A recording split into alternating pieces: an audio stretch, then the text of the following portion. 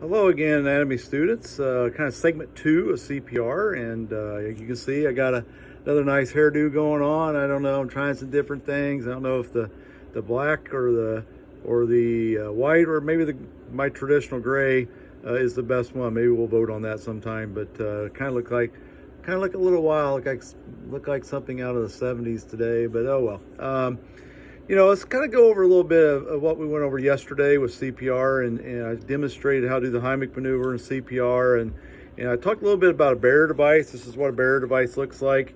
It's got a one-way valve in it, so it kind of takes away. This is the child one, and this is the adult one, and it kind of takes all the guesswork out. So if you're worried about things like hepatitis and bloodborne pathogens and things, you don't know the victim. It's a stranger. You want to be careful breathing into them. So if you have one of these, I have one in the glove box of my cars. I have one at school. I have one in my first aid kit.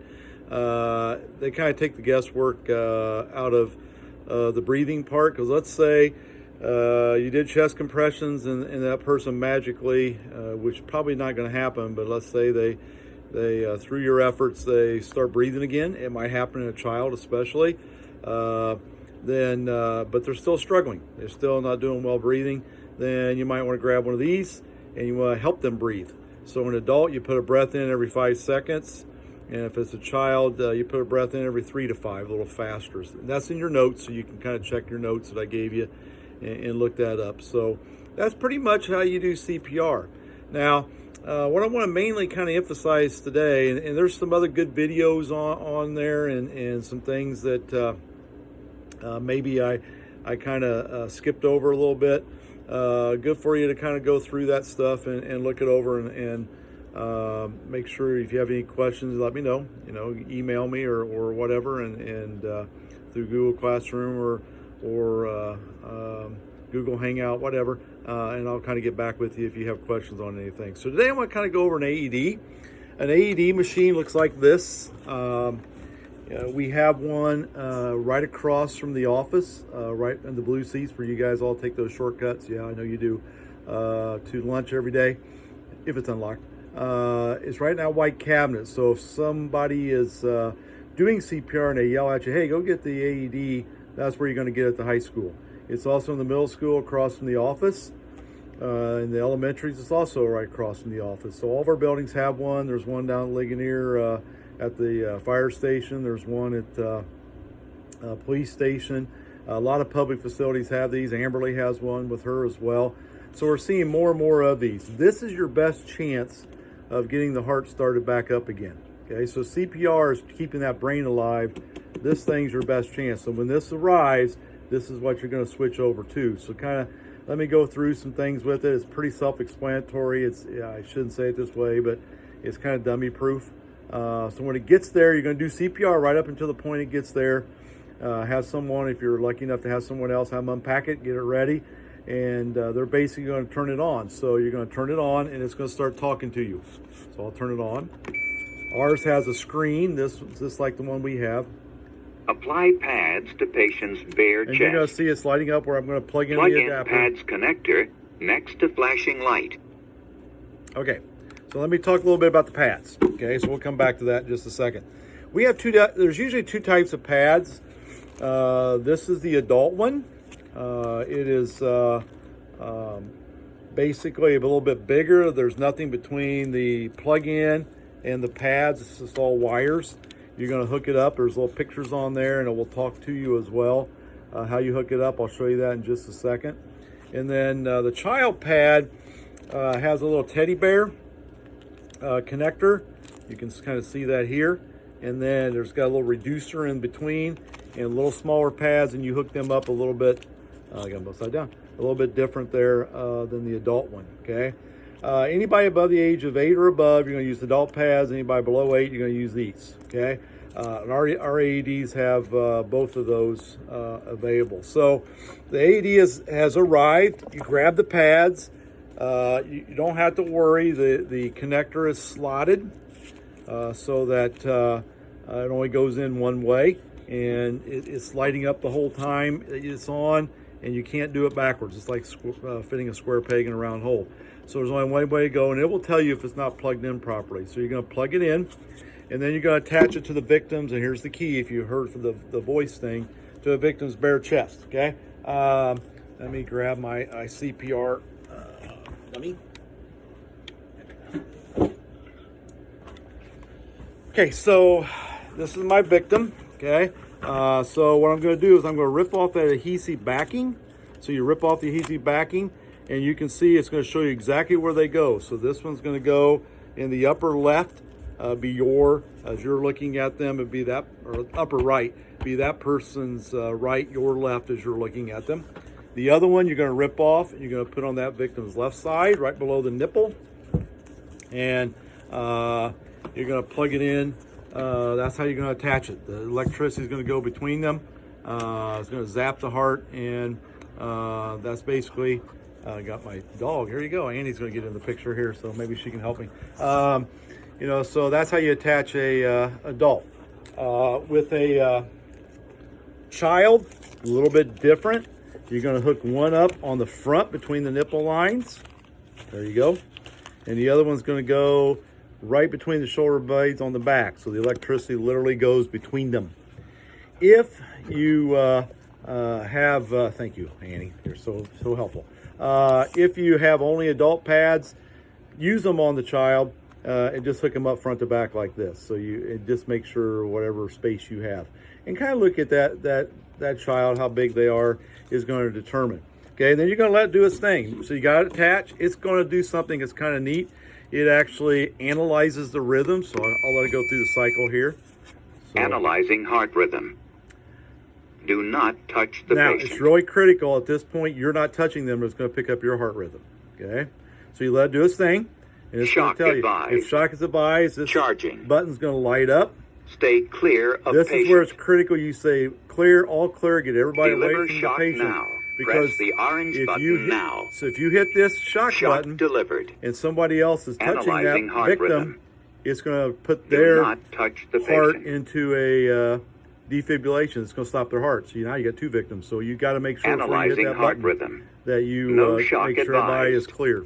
It is safe to touch the patient. Okay, so that's ideal. You shocked them. They've come around. You always leave the pads attached. Never take the pads off. You want to leave them attached because the EMTs, they're just going to unplug it. And the reason you leave it attached, why if they go back into cardiac arrest. So they come to and they go back again, then you don't want to reattach because it's the one-use pads. Once you use them, they're done, okay?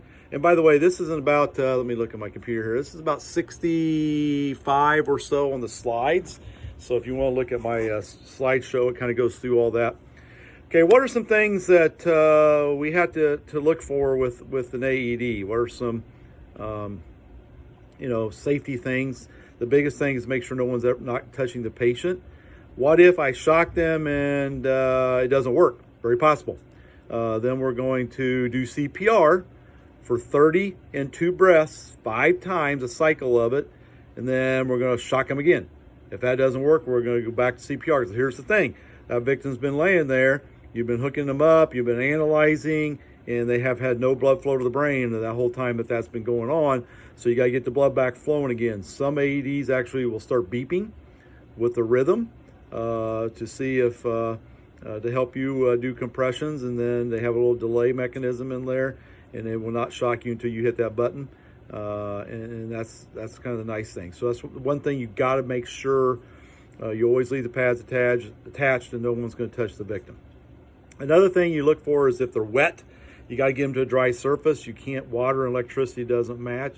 Do well together. So if they're in a pool, they're on wet grass, try to get them to as dry a place as you can before you hook up the pads.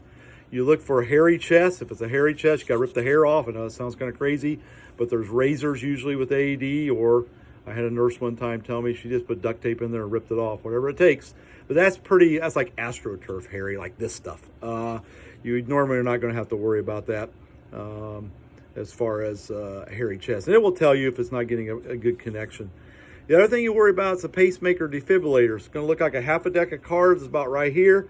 It's going to be a lump. It's going to be a scar. And you just want to make sure you put the pad off 1 inch to the side. Just make sure the the pads aren't touching that AED or the defibrillator or pacemaker. You still can use an AED on a person that has one. Just make sure you don't fry it. So don't make sure the pad's not. You look for a medicine patch. If there's a medicine patch where a pad attaches, you put gloves on. Very important. Rip that off. Wipe it off best you can. Put the pad on. Because again, medicine and electricity doesn't do well together either. Had a nurse one time tell me, and she said she knew better, but she ripped a medicine patch off, wiped it off, put it on. She didn't have a glove on, which is kind of crazy for a nurse. But it was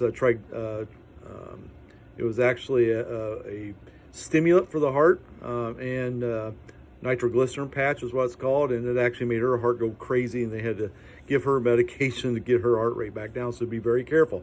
If it's a nicotine patch on the arm or someplace, that doesn't matter. It's just if a pad goes there, okay?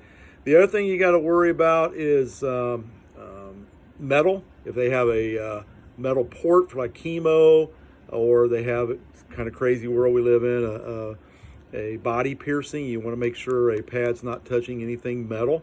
So be careful with that, even an underwire bra on some women. And yes, I know it's going to be awkward and sometimes with the opposite sex, but you've got to have a bare chest. You cannot attach these pads through the clothes. It has to be a bare chest for it to work properly. So that's pretty much it. There might be some other things you run into, some other precautions. And it's all on my slideshow. You can look at it, and I would like for you to. So that's pretty much my demonstration part of it. I want you to go through the notes. So watch this. This will be Wednesday's e-learning. And then the other e-learning we're going to have is Thursday.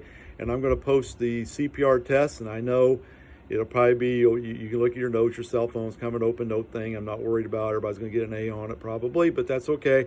I want you to see what the questions are and take it and see how you do. If you don't do well, then get your notes out, get out your phone, whatever, and you can use it as a resource. But, I want you to try it.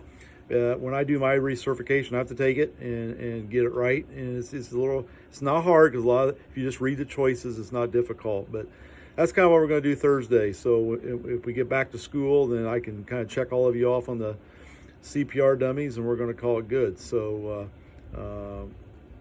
thanks for watching. Again, I know this is kind of a trying time with everything that's going on, but I just know that we're going to come out okay, and hopefully we get back to school. I'd like to see all of you again and kind of wrap up the school year if possible, but we don't know how this thing's going to run. This COVID-19 is kind of a historical thing I've never seen since I've been alive. So we'll see how it goes. So hopefully you get something out of this. And if you got questions, please contact me and let me know. And if you have issues, this is going to be on YouTube. Just type in CPR AED and Randy Younce, and it should come up, or if the link doesn't work. So we're trying some new technology. Yesterday I used a camera. It's kind of a big file. Today I'm going to use my cell phone, so we'll see how it goes. So bear with me. I'm trying some new stuff, and we'll see how it goes. Hey, have a good one. Thank you.